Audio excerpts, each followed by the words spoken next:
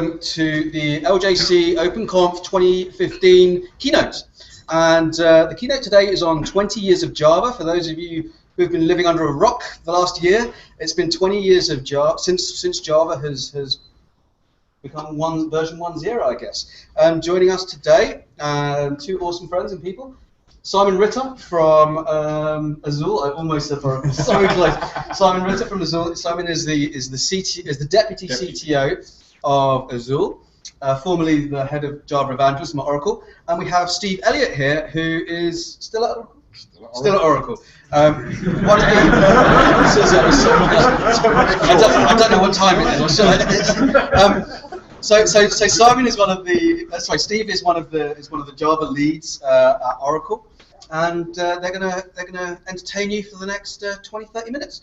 30 minutes. So just so you know what we're doing. In fact, let me. It's just a live stream as well. So what we've got is we've got two laptops here and here. This laptop, they're both connected via a hard link. That laptop there, and this laptop are all connected to a Hangout. This laptop is actually sharing the slides. That laptop is actually sharing this view. And I'm just going to be sitting in the background and not really showing anything, but I'm going to be controlling which camera gets shown. So that's everyone in the room. And that's me. I'm going to hand over to you guys. So, okay. Simon and Steve. Okay, great.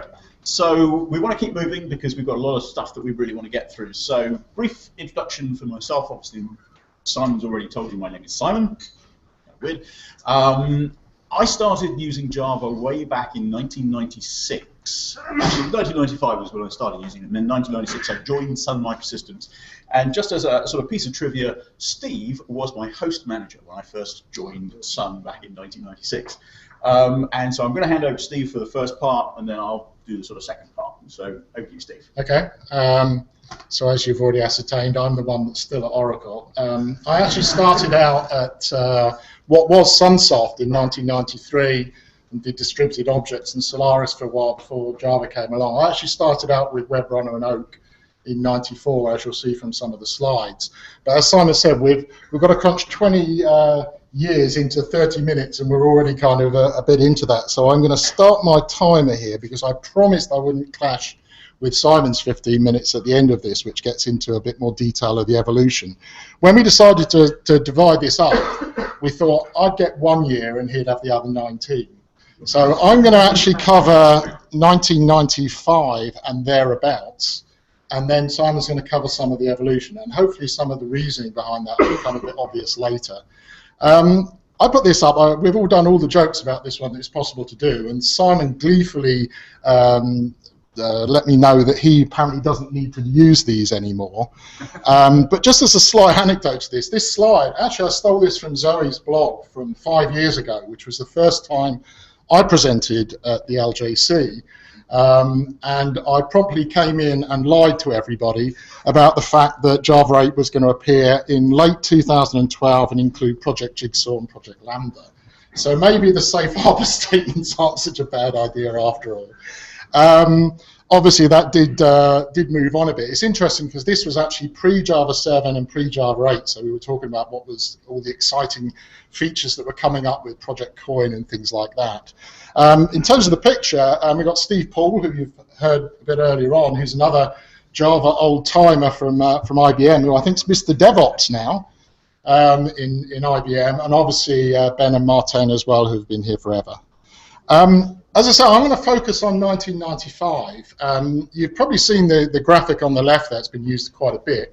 Ignore the fact that it says we're going into the future because we're setting the time machine into reverse and we're going back to 1995. The book cover that's on the right there is totally irrelevant to Java and indeed probably most technology apart from the kind of internet boom stuff. But it's an interesting book about some of the things that happened in 1995.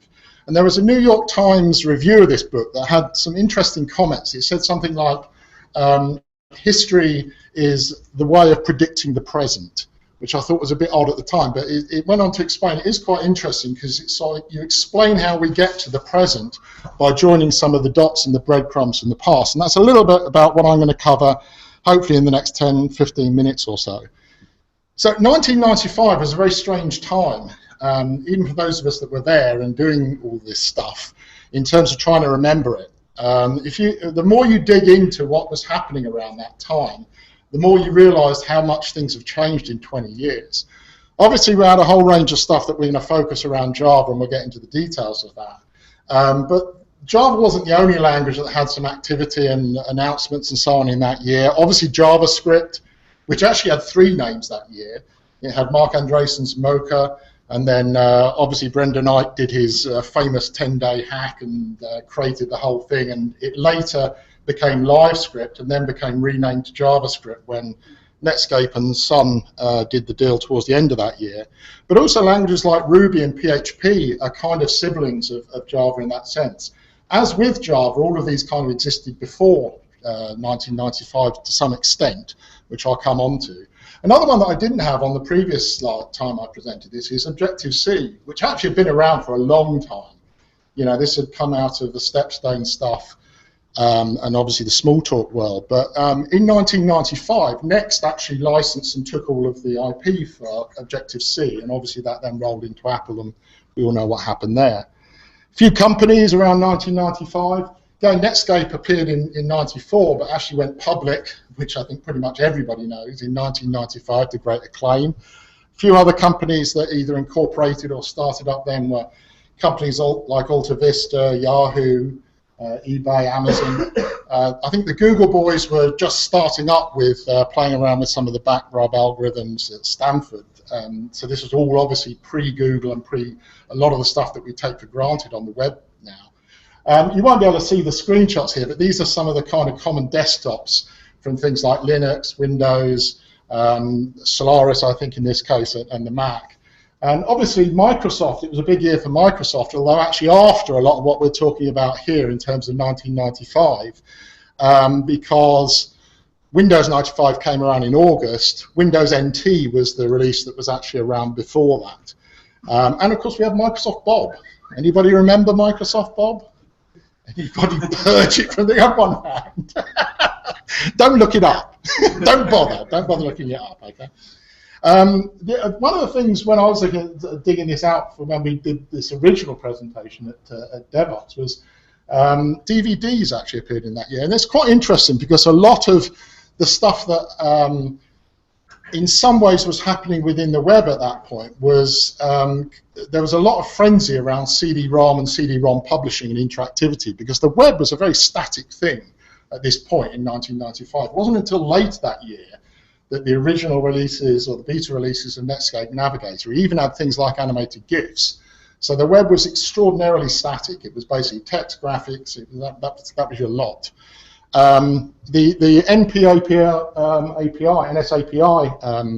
plugin actually came around, funnily enough, from Adobe. Adobe put this in, and of course we're now starting to see that being deprecated from the newer browsers. But that was actually originally put into Navigator to support PDFs. So kind of, you know, starting to put some kind of interactivity in was something that came around in that year, and it really did change a lot of the way people use the web.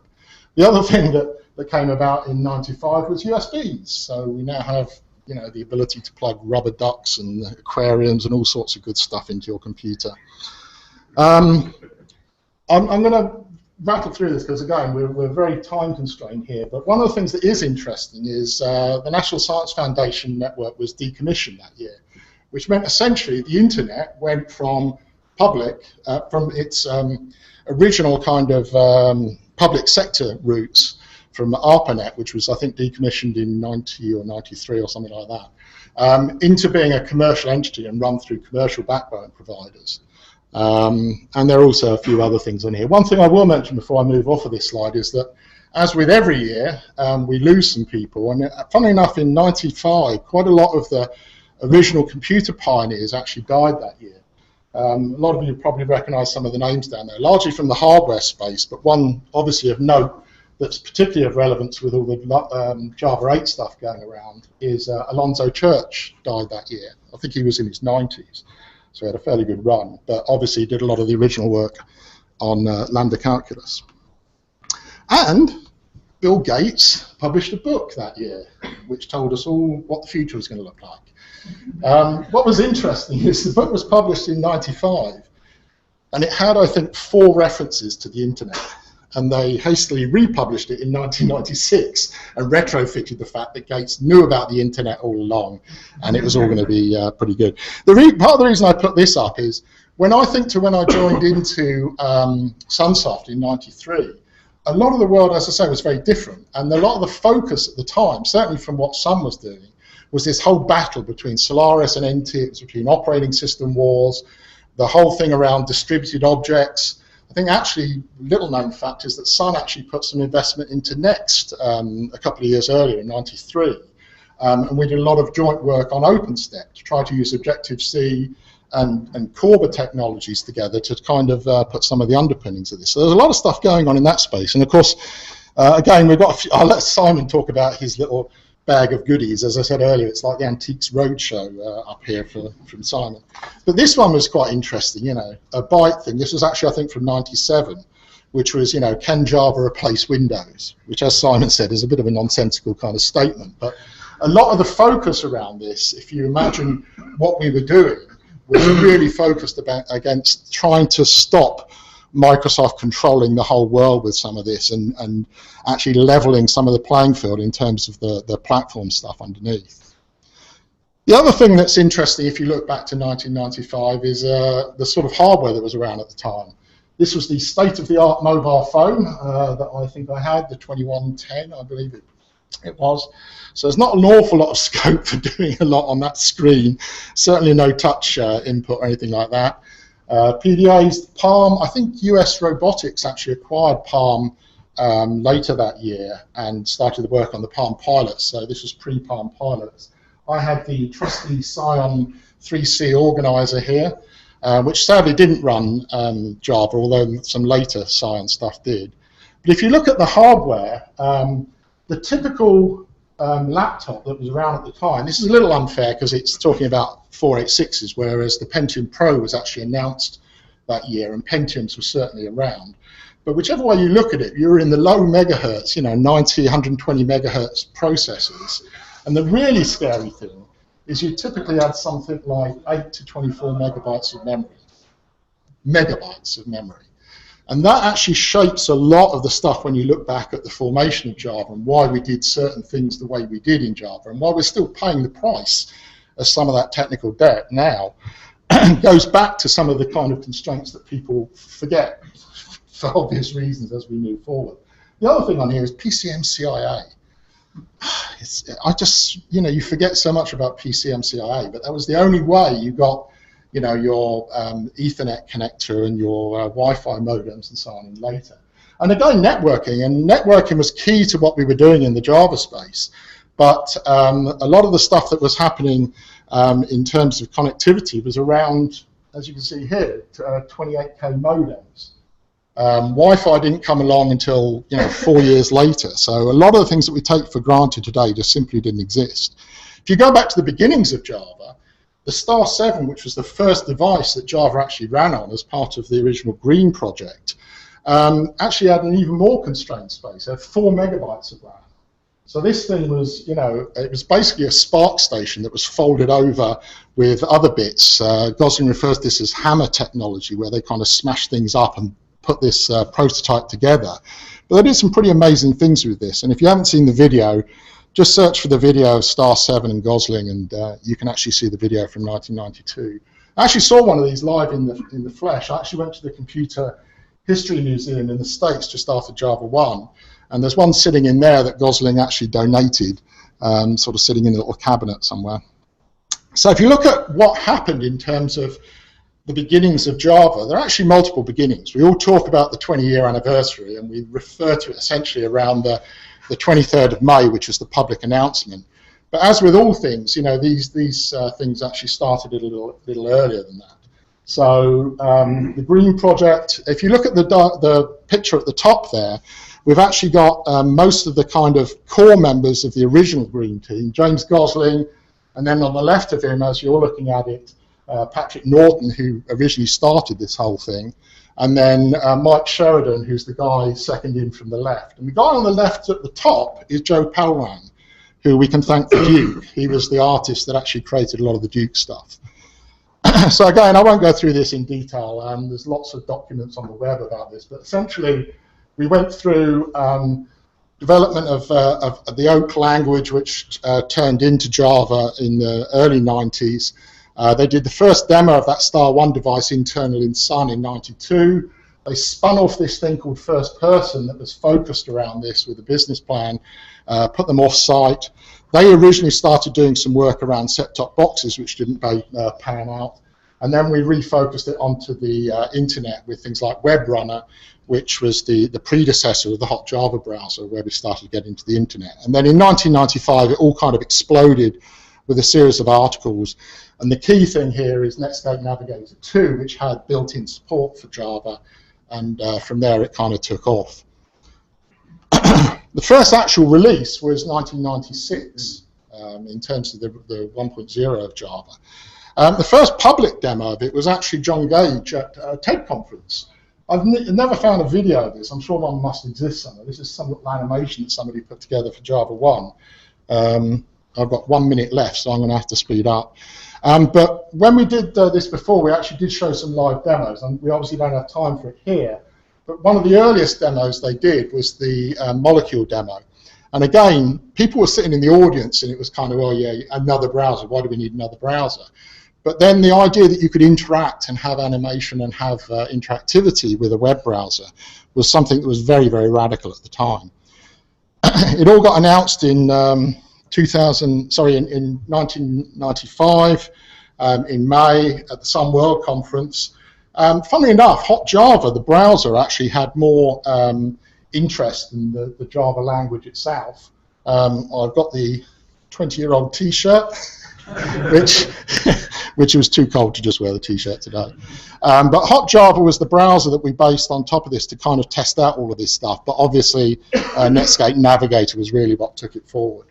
And the last section of my piece that I just want to end up on is just to show how some of these things influence. This was from a much longer presentation that I gave. This is kind of my life on a slide, because I was actually born within 4 days, I think, of the first Fortran compiler being run. But you can see a lot of the influences of different languages into Java, and Java in turn has influenced other languages going forward from this. In particular, this is actually a set of these things. Those of you in the audience that are, oh, there's my time up. Stop. Sorry, I'm almost done. So anybody that hasn't seen these, part of the reason that I haven't got really old presentation slides on Java is that they're all in this format. So that's why these things are so ugly. But this is from a really early presentation, talking about some of the things that went into Java. Things like the dynamism from Lisp, the GC side of it. Interesting language, Mesa, which was later Cedar, that Jim Mitchell did at Xerox PARC. Contributed a lot of the stuff in terms of the threading model and the concurrency stuff, and then things like modules and packages from Modular, and obviously all the stuff that came in from the C++, and in particular Objective-C, as you'd expect from some of the object-oriented stuff. If you're interested in this, dig out and take a look at this paper, The Feel of Java. I kind of look at it every now and again. It's worth going back and rereading it. It's an IEEE paper, but it's James Gosling's view. I think it was written in '97. And it's his view of, of what he was trying to accomplish with the language itself. And a lot of it is shamelessly stealing from other languages. He did a later presentation called The Feel of Java Revisited, which again, I won't go through the slides here, but as he said, he aimed it as a wolf in sheep's clothing to make it very easy to digest from the bulk of programmers around at the time, which was C programmers and C++ programmers, but fed in some of these other language features to kind of make it more effective. And again, if you look at that time, a lot of the focus was around commercial software type stuff. A lot of the original stuff going into Java was around consumer electronics, and that in turn fed into some of the internet stuff. So this is my last slide. I'm just going to leave you with this. This was a slide from James, which I think pretty much sums it up in terms of how this whole thing started. But this is actually my notebook from JavaOne, from the very first JavaOne in 1996. And you won't be able to read my scrawl, so I've typed it out. But it's interesting to see even then some of the things they were looking at. Method pointers, parameterized types. We finally got there. It just took us a while. But also the thing like the VM and the extension to other languages, and I think that's an important aspect of this, in terms of the whole Java ecosystem is basing stuff on the JVM and not just limiting it to the Java language. The other thing, the final thing that I'll say here before I hand over to my illustrious colleague, is in terms of mentioning JavaOne, I think that is one of the key things that actually drove Java to be a success, where there was a lot of other players out there at the time, and that's around the things like this meeting. It's around the community, it's around driving user groups, it's around driving developer conferences, and I think that that's something we really need to kind of realize, and a lot of people need to realize that that is the thing that makes things successful. It's not about putting these technical features in. I'm going to hand over to Simon, so as not to grab too much of his time. So, thank you. Right, good, okay.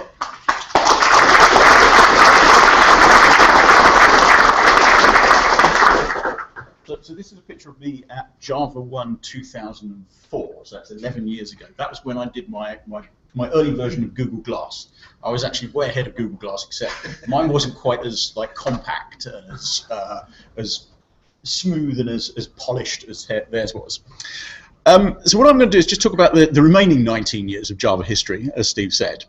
One of the things we always struggled with at Sun and at Oracle is how to make money out of Java. Because if you give it away for free, how do you make money out of it? And so I put this slide up rather glibly, which is that we came up with this plan in 1996 for how to make money from Java, which is to sell things which have the Java logo on them. And I've got to say, I brought along a sort of selection of things that I've acquired over the years that had, so I've got like various coffee cups that were given away, and I've got little dukes, and I've got I found this one in my lockup, which is a crystal duke. There's a little duke bag there, which I even got the genie lighter. Oh, and my favourite one, because these are really collectible, really awesome products, and that's an acronym. Is I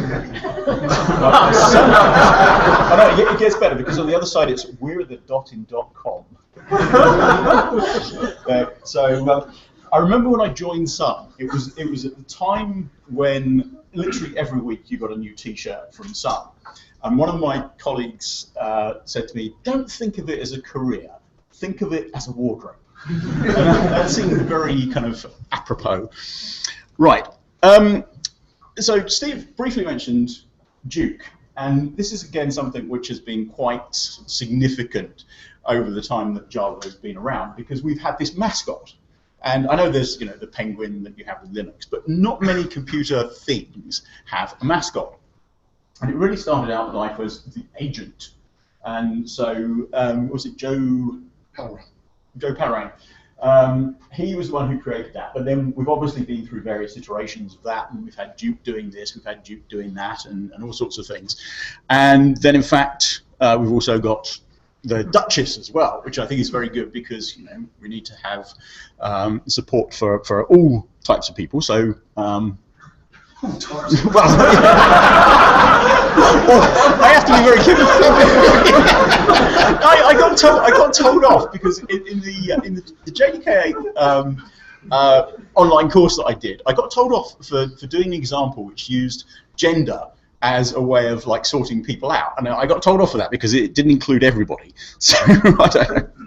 Anyway, I'm moving on. Right. So the other thing was IDEs, and so let's quick show of hands here. So who uses Eclipse? Okay, all pretty good. Okay, who uses IntelliJ? Right. Who uses NetBeans? Few. Okay. Who uses JDeveloper? Oh, okay, right, one person, right.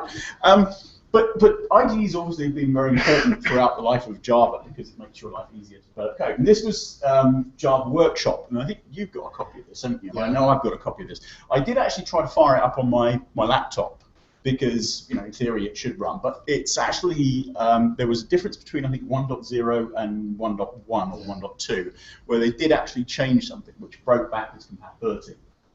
And so I couldn't actually start it up on there. Some of the early demos I could run, but I couldn't actually run the Java Workshop.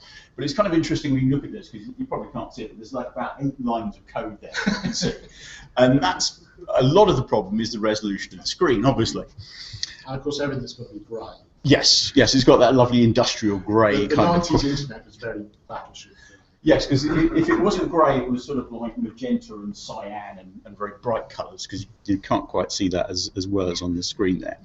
And then in terms of the platform, we got to 1998, and we kind of hit this evolution of Java, Java 2. And this was the whole idea of like taking Java and saying, right, we want to apply it to different places. And so rather than having one version of Java, which will cover everything, we'll divide it up into Java Micro Edition, so Java 2 Micro Edition, Java 2 Standard Edition, and Java 2 Enterprise Edition. So we'll have Java, which is targeted at embedded devices, mobile phones, all those sorts of things, Java Micro Edition. And then we'll have the core Java platform, which is Java SE. And then for enterprise applications, we'll have all the EJBs and servlets and all that sort of stuff. And we'll call that Java 2 Enterprise Edition. So that was a big move forward. And a couple of other things around sort of hardware. Anybody remember the Java station? Anybody ever see a Java station? It's like, this was an interesting approach. This was network computing.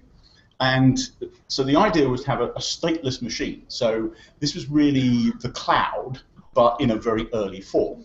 And so it was too early, which meant that we didn't have enough processing power or memory in the device.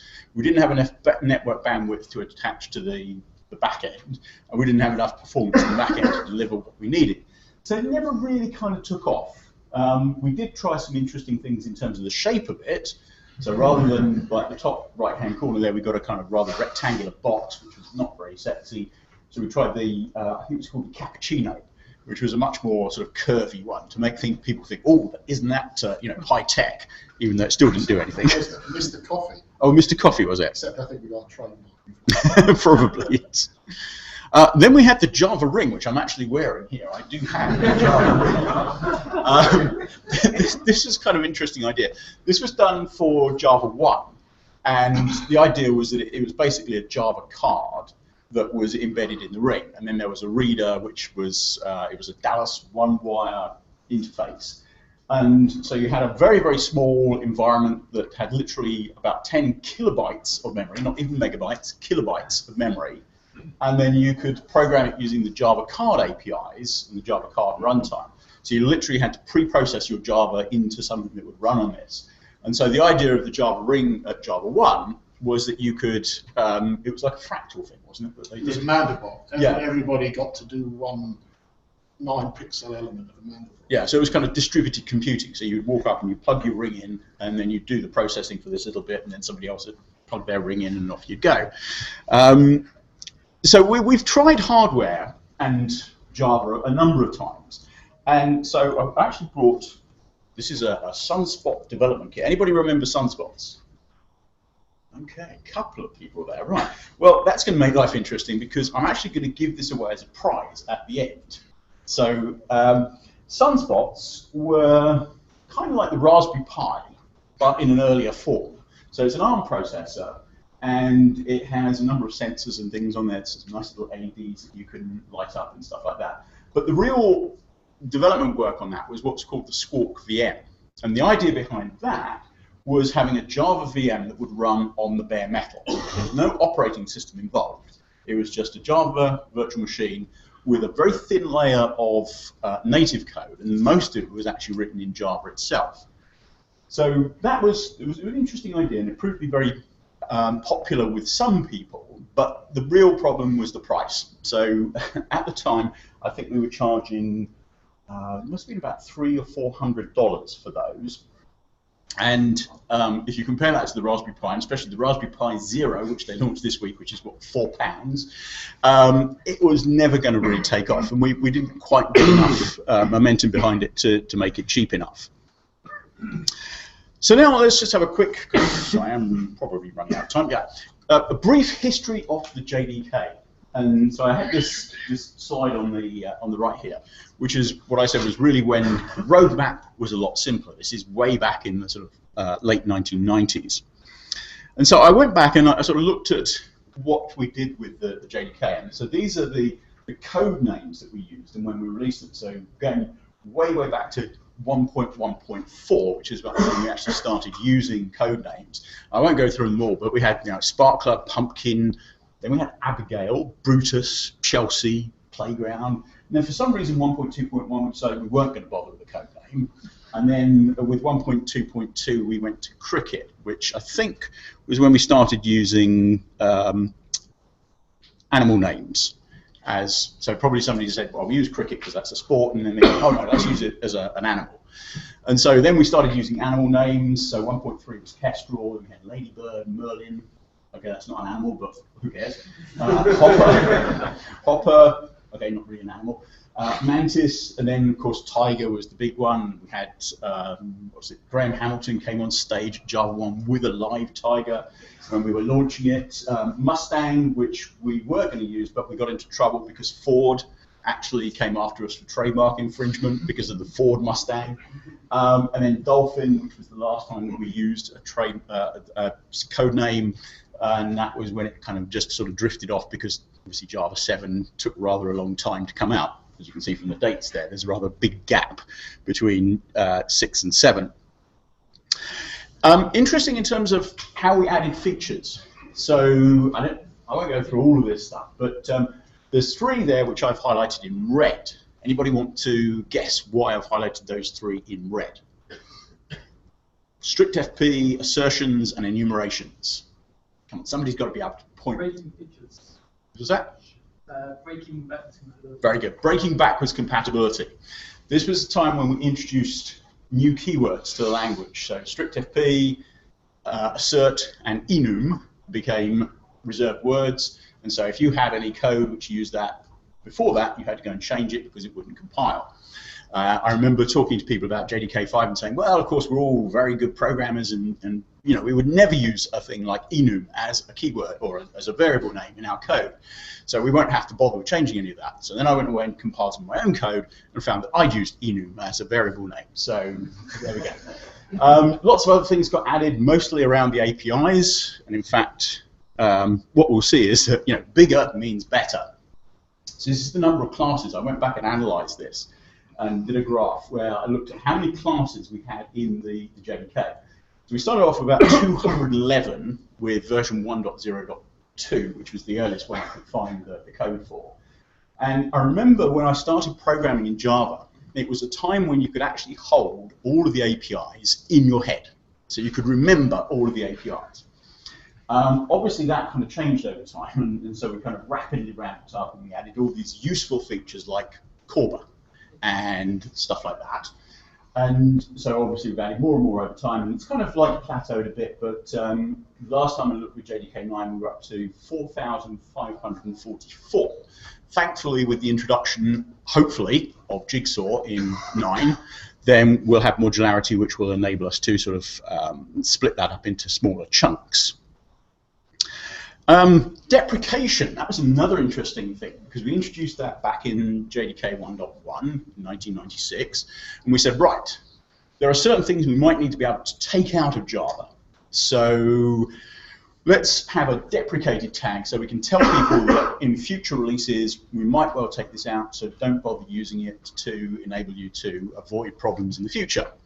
And again, I did an analysis of this, and I found that there were 18 interfaces that have been deprecated, 23 classes, 5 exceptions, 379 methods, and 20 constructors have been, 2 minutes, have been deprecated since 1.1. Anyone want to guess how many have actually been removed?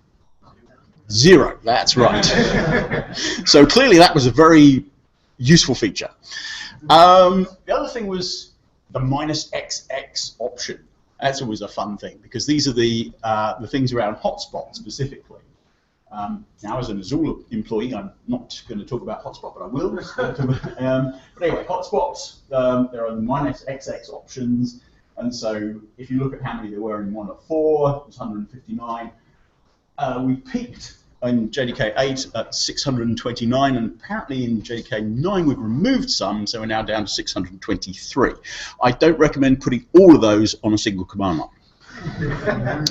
So that is basically 20 years of Java. I mean, like I said, I had all these things here, so I've got the Duke comic, What else have I got here? Oh, yes, I've got my Sharp Zorus, which had 16 megabytes of memory and was not really quite powerful enough to run Java. I've got my Palm Pilot, which I did power up last night, and you can still run Java applications on there. The Java Pen, this was the LiveScribe pen that we did at one of the JavaOnes. So, anybody want to win a Sunspot kit? Okay, I've got a very simple question. Now, the way I'm going to do this is, if you know the answer to the question, you have to put your hand up. Don't call the answer out, okay? So you have to put your hand up, and I'm going to try and guess, with Steve's help, who puts their hand up first. I need two answers. There's two things in this question, so I need both of them. There are reserved words in Java. Two of those words are not used. What are they? Very good. Well done. You get the Sunspot kit.